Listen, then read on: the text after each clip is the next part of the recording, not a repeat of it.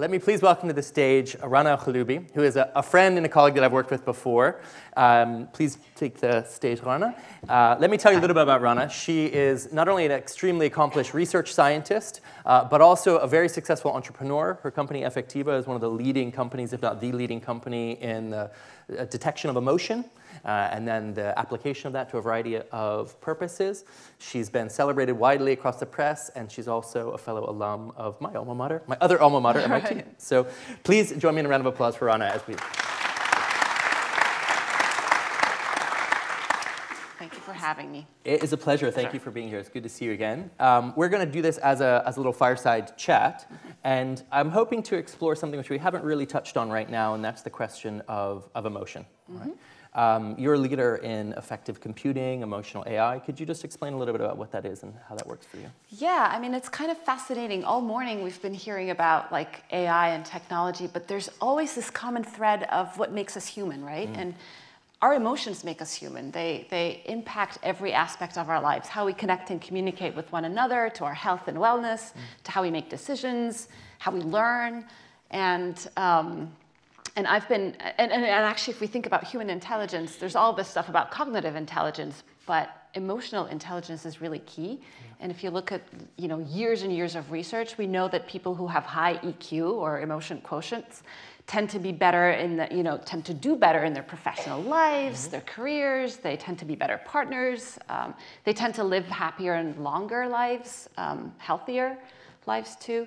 So I'm intrigued by this idea that as we build artificial intelligence, can we inject emotional intelligence in there too? And I would argue that it's a key component of AI. Right. How does it work now? I mean, what's the current state of practice of machines being able to understand our emotions and respond? Yeah, if you think about how humans communicate emotions, 55% of the signal is in your facial expressions and gestures. I do a lot of that. I'm probably kind of biased.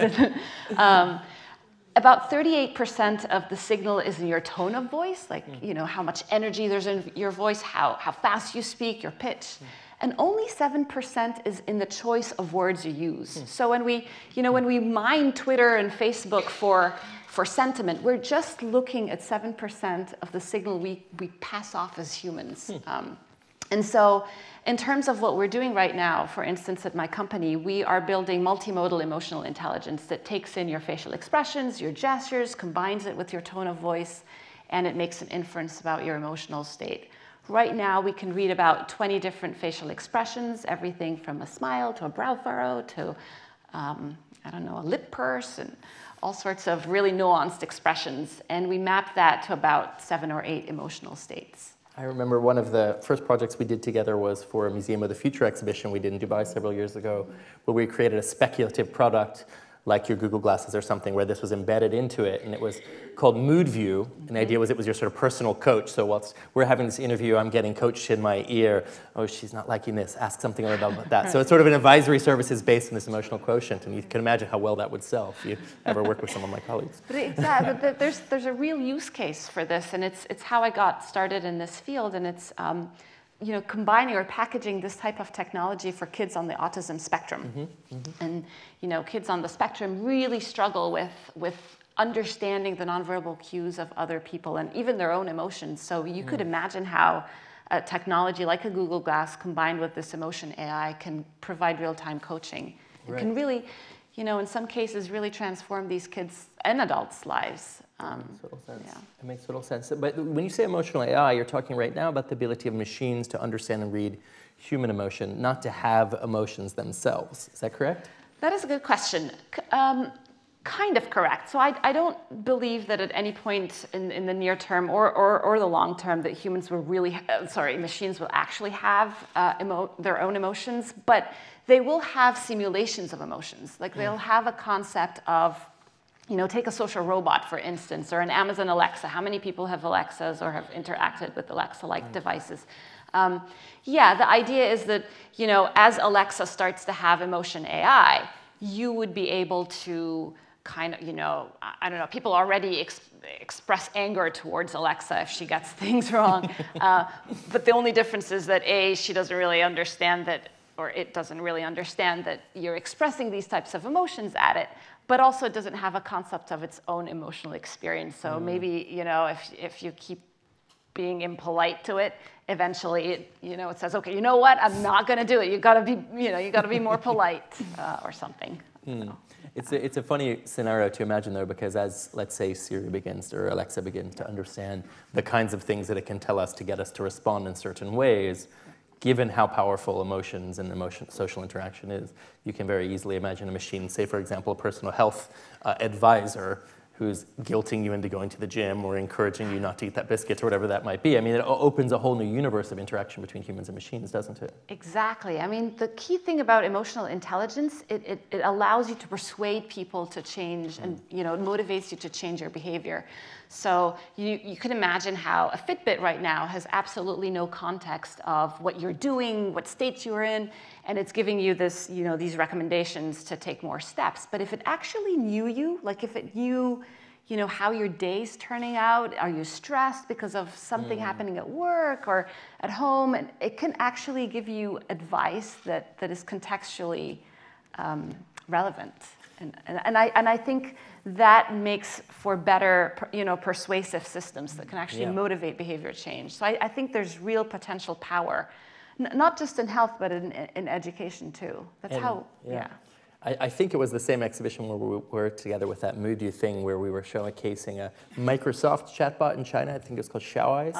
Has around 30, or had at the time, this is several years ago, around 30 million users a day, something around 10 million of which use the words "I love you" to their chatbot. And a lonely single man who have a small degree of emotional interaction with this chatbot and are actually falling in love. Can you imagine this sorts of scenario going forward? I mean, robot wives and software husbands? Yes, I think that is probably the killer app. I don't know what we're doing. I think it's interesting. I subscribe to the world where this technology we're building will bring more humanity, pretty much like what Hugh was saying, into our worlds. I feel like we are spending way too much time with our technology, but it's completely oblivious to how we're feeling. I mean, the thing about this chatbot is it's not judgmental, right? So there's this fascinating piece of research that was done at USC where they kind of built an avatar that can read and respond to your social signals, and they kind of packaged it up as a psychiatrist. And they ran a control study. They had depressive patients meet a human psychiatrist and this avatar psychiatrist. And they found that the humans were more forthcoming with the avatar because it's not judgmental. It's not going to judge them. So I think we have a real opportunity to take these technologies and you ask about the moonshot in AI, and for me, it's democratizing access to mental health and education. All right. Specifically. What would that look like? Paint a little picture for us. Let's say we're 5 years down the road and we've achieved this. Yeah, I mean, we all have access to technologies and say our smartphones. Imagine, and we did a short study where we tracked how many times people check their phones an hour, and it's about, on average, 15 times an hour. So 15 times an hour, we have an opportunity to take a checkpoint on how you're feeling. And we can kind of string all that information, start to get a sense of what's your baseline, and know very quickly if you're deviating from it. So we can very quickly flag if somebody is depressed or is suicidal. And we can flag that to the person or a loved one or a doctor and get them the help they need. And so I imagine that that would allow a lot more people to have mental health services that don't have access to it today. That sounds wonderful. There is, of course, the scary dark side of that implication as well. Right. And as you were saying, we could do this and we could find, thinking, who is we in this case? I mean, in the UAE, we have a Minister of Happiness, one of my other former colleagues, and national happiness and health and well-being, which includes mental health, is a very important component of this, and there's a very strong affinity to trying to use technology to understand and diagnose that. But the other side of that, obviously not in this country, but in other countries where you have things like social citizen scores, things which are linked to your ability to express certain emotions or certain sort of opinions, this could get scary quite quickly. I mean, do you have any ethical concerns around this? Oh yeah, absolutely. I mean, like any technology, there's potential for good and potential for abuse, right? And it's up to us as a society to define where what are the boundaries and spend our mind share on the potential for good as opposed to the potential for abuse. As a research team and as a company, we feel very strongly that we always deploy this technology with opt-in, so people know that the camera's on, that the microphones are on, and that this data is being collected for that purpose. We've stayed away from applications that do not kind of, and I know you and I have had a debate around surveillance, for instance, right? Like, you know, people may not know that they're being tracked, and are we okay with that? So that's definitely something we talk a lot about and debate a lot at the company. And we are part of the partnership on AI that Jan mentioned this morning. So we're one of the, you know, a few startups that are part of this consortium. We feel very strongly about being, you know, strong advocates for how do you de-bias AI algorithms, what is fair, how do you talk about diversity and inclusion and make sure that that's part of what we do. So we even though that may not translate to dollars for our little startup, we feel very strongly that that's part of our values, and we spend a lot of our mind share on that. Fantastic.